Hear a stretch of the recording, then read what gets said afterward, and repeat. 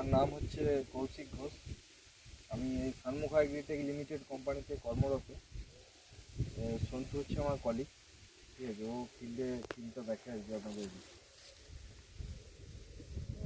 আপনাদের গ্রামের নাম কি হবে? দুবরাজপুর। দুবরাজ। হ্যাঁ, এখানটা হচ্ছে ব্রাহ্মণকোনা। আমাদের যে বাড়ি দুবরাজপুর, এখানটা ব্রাহ্মণকোনা। আচ্ছা, এই গ্রামের নাম হচ্ছে দুবরাজপুর। তো এখানেতে এই যে গোটা ফিল্ডটা দেখতে পাচ্ছেন, এখানে কতটা এরিয়া দিয়েছেন আপনি? এটা আমার আছে 3.5 বিঘে 4 বিঘে। 3.5 বিঘা 4 বিঘা জমিতে উনি সানমুখা কোম্পানি তেজাস প্লাস, যেটা এটা হচ্ছে শোষকের একটা ওষুধ। আপনারা তো শোষকের ওষুধ আপনি ব্যবহার করেন, তো এটা শোষকের ওষুধ উনি ব্যবহার করেছেন। ওনার কাছ থেকে শুনে নেব যে প্রোডাক্টটা কীভাবে কাজ করেছে, উনি কতদিন আগে দিয়েছেন, এখন পর্যন্ত কী কন্ডিশনে আছে, এটা দেওয়ার পরে গাছের সবুজ ফলটা বেড়েছে না বাড়েনি, সেটা আমি ওনার কাছ থেকে জেনে নেব। তো বলুন, আপনার নাম কি? রামচন্দ্র নন্দে। রামচন্দ্র নন্দী। আপনার গ্রামের নাম তো দুবরাজপুর। এটা বাঁকুড়া ডিস্ট্রিক্ট। বাঁকুড়া ডিস্ট্রিক্ট।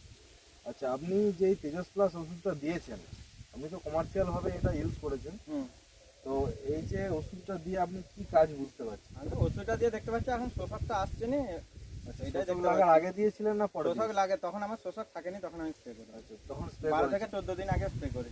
12-14 দিন হচ্ছে, এখন পর্যন্ত আপনার শোষক লাগেনি। কিন্তু এদিকে ভিডিওটা একটু দেখো তো গাছের গোড়াতে।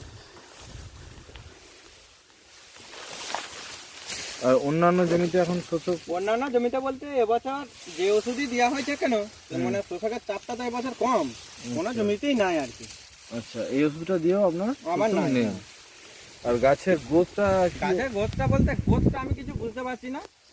আমি যেটুকু দেখছি, আপনার আরো যে পাশাপাশি জমিগুলো দেখে এলাম, ওর থেকে গাছের সবুজের কালারের ভাবটা বেশি আছে। এবারে শুনুন, মেটাল এলাকা তো এটা হচ্ছে তেজাস প্লাস ওষুধটা যে শুধু শোষকের কাজ করে তা নয়, এটার সাথে সাথে ভিটামিনেরও কাজ করে। গাছটাকে সবুজ করে রাখে, ঠিক আছে, গাছের স্ট্রেংথ বেড়ে যায়, ঠিক আছে, এগুলো এটা কাজ করে। তো আপনারা কি দেখতে পাচ্ছেন জমিটাতে, যে এতে কাজ হয়েছে না হয়নি? কাজ তো হবে, ওষুধ দিলে কাজ হবে। আচ্ছা, তো ঠিক আছে দাদা, আমি আপনাদেরকে রিকোয়েস্ট করবো আপনারাও এই ওষুধ আগামী দিনে ব্যবহার করুন। আপনাদের সবারই তো নিশ্চয়ই চাষবাস আছে, ঠিক আছে। এটা 10 গ্রাম করে ডোজ। ওষুধটার নাম হচ্ছে তেজাস প্লাস, কোম্পানি, সানমুখা কোম্পানির 10 গ্রাম করে ডোজ। কোম্পানিটা হচ্ছে হায়দ্রাবাদের কোম্পানি। আপনারা ব্যবহার করুন, দারুণ ওষুধ। এছাড়াও আমাদের এই প্রোডাক্টগুলো আছে। ধানের থোড় অবস্থাতেই মোকসা দিতে পারেন, গলগলে যখন থোড় থাকবে তখন এই মোকসাটা দেবেন, 30 ml করে ডামে দিয়ে স্প্রে করবেন। এটা গর্জন আমাদের মাজরার ওষুধ, এটা শোষকের ওষুধ। আমাদের আরও অনেক প্রোডাক্ট আছে। এখানে আমাদের টোল ফ্রি নাম্বার দেওয়া আছে, পেপারেতেও দেওয়া আছে। আপনারা ওই টোল ফ্রি নাম্বারেতে ফোন করবেন কোনো সমস্যা হলে, ঠিক আছে। আমরা আসবো, এসে দেখে যাবো আমাদের প্রোডাক্ট দিয়ে। বা আলুতে কি প্রোডাক্ট আছে বলো কি ধাসা? এখন তো আমার ধানটা সারা হয়ে গেল না, এরপরে তো আমার সামনে আলু এসছে। ধানও যে এই আগড়া ভাবটা এসেছিল, এটা কোনো আগড়া ভাব আসে দাদা, এগুলো অনেক রকম কারণে আসে।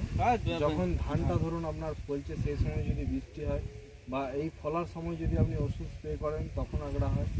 বা ভামা পোকাতে যদি এসে আপনার রসটা শুষে নেয়, তখন এটা আগড়া হয়। ওষুধ ওষুধের ভামা পোকার ওষুধ আপনাকে আগে থেকে দিতে হবে। আর বৃষ্টি হলে তো ওপরবেলা কিছু করার নেই, পুরোটাই হতো।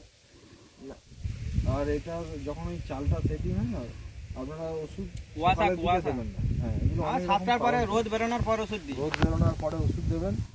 এই সমস্ত প্রবলেমের জন্য এগুলো হয়ে থাকে। তো যখন থোড় অবস্থায় ধানটা থাকবে, তখন ইউরিয়াটা না দেওয়ার চেষ্টা করুন। ধান ফলানোর সময় ইউরিয়া দিলে ধানে বেশি থেকে ভাব আছে, ঠিক আছে। পটাশ দিন আপনি তখন অল্প পরিমাণে, সেটা ঠিক আছে, কিন্তু ইউরিয়াটা দেবেন না, ঠিক আছে। নমস্কার দাদা।